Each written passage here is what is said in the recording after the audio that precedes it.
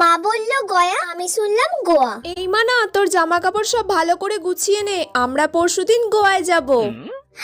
Wow, আমরা পরশুদিন গোয়ায় যাব। মা, খুব মজা হবে তাহলে, সবাই মিলে আমরা গোয়ায় যাব। আসলে ওখানে গিয়ে তোর ঠাকমা তো মানত করেছে তোর দাদুর জন্য তপস্যা করবে। ঠাকমা দাদুর জন্য তপস্যা করতে গোয়া যাবে? মাথাটা তো খারাপ হয়ে গেল নাকি? তোর যা জামা কাপড় আছে সব গুছিয়ে নে। ও মা, আমার সব গোছানো কমপ্লিট। বাবা, গোছানো হয়ে গেল এক্ষুনি? কি কি জামা কাপড় নিলি?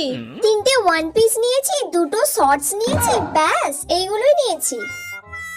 এই মেয়েটার কি মাথাটা তা খারাপ হয়ে গেছে নাকি? ও গয়ায় যাবে, গয়ায় গিয়ে শর্টস পরবে, ওয়ান পিস পরবে। এইসব জামা কাপড় তুই কেন নিয়েছিস? গয়াতে গিয়ে তুই শর্টস পরবি, ওয়ান পিস পরবি? তোর মাথাটা তা খারাপ হয়ে গেছে নাকি? গয়া? আমি তো ভাবলাম গোয়া।